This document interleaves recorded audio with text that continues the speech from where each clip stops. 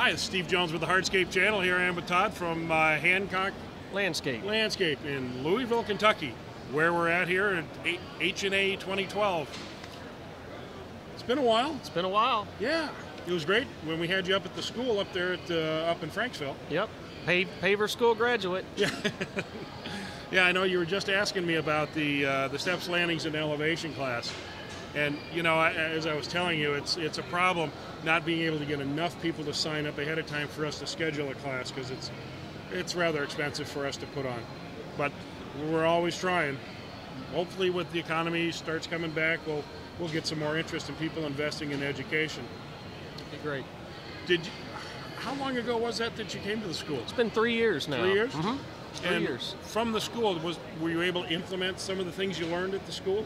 Oh, absolutely. I've been able to take my business to a new level. Absolutely. And the reason I went to school is because prior to me going to the school, I was subbing a lot of this stuff out because I didn't know how to do it. And then you run into unreliable contractors, and so I just said, you know what, I've just got to learn this stuff. If you want to get it done right, you got to do it yourself. So I went and got my ICPI Level 1 certification that year in Erie, Pennsylvania, and then I left for Franksville, Wisconsin the very next week and went to paver school. And I would say I'm much more adapted and educated on hardscape installs since the education. Well, that's great. That's great. And what portion of your business has hardscapes become in the last 2 years? I am mainly a plant guy, mainly a landscape designer, plant guy. Mm-hmm. So at this point, I won't try to take on anything that I don't feel comfortable with. I would say it's probably 25% of my business now. We do a lot of we've done a lot of fire pits, a lot of seating walls, a lot of small retaining walls, a lot of pedestrian walkways since my schooling. 25%, that's a pretty good sized chunk of your business. I think so. 25% that was missing 3 years ago. So, in business in general has been fairly good. I mean, adding the hardscape component to your business, did that help you then grow your company, or is it just replace some more than it's added? It helped me grow my company, and it helped me become more educated with the bidding process as well, to where with my education and my background, I can justify why I may not be the low bidder. And some jobs I'm not going to get for that purpose, but if you hire me, chances are you're not going to call me back out to fix something 6 months, a year down the road.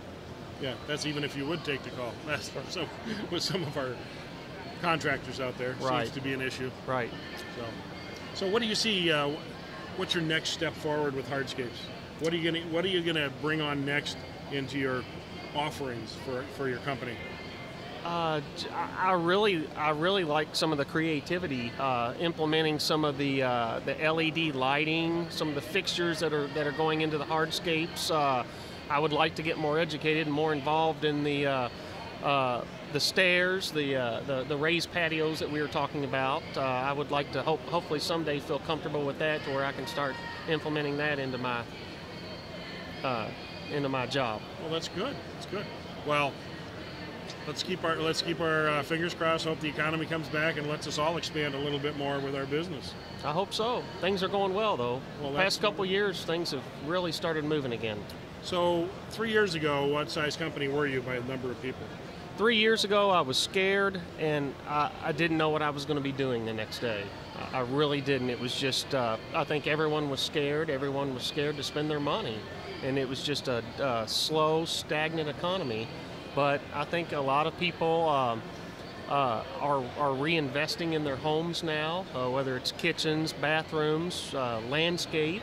They're scared to go out, even though interest rates are dirt cheap. They're scared to go out and buy, and they're just reinvesting into what they have. And my business has really flourished the past couple years. Well, that's great. I mean, hearing that is really helps with the enthusiasm on our side, because you work hard to help people and you try to provide service and products to them, And you know, we get a lot of the sad stories, and those are the ones we don't want to hear so much about, even though it may be reality.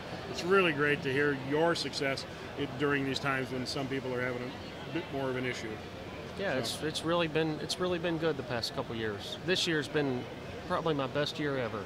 Fabulous. And we're not even finished yet. And how many people do you have working for you now? I only have two. Two. I only have Yourself two. plus two? That's correct. Okay. And then we bring on a college kid from time to time to help out when the workload is too much to handle. But I like keeping it small. We're very, very efficient.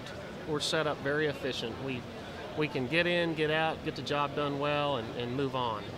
You know, that brings up an interesting subject because, you know, for every contractor's got an opinion of what a crew size should be, and you know, I've been all over the country, seen maybe even thousands of companies on site, and I've watched crew sizes anywhere from 1 to 2 guys all the way up to 6, 7, 8.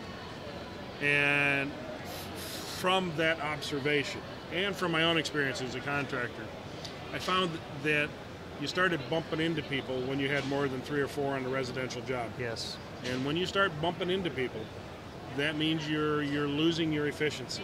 Right.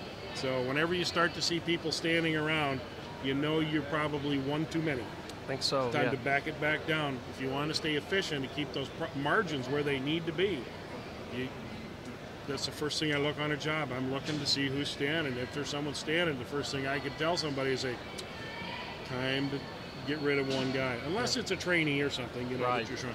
Because you're always going through the training process, whether you got one guy or 2 guys or the college guy. It's all about training and making them good and efficient so that you don't have to supervise them continually. I agree. Well, listen, thank you so much. Thank you.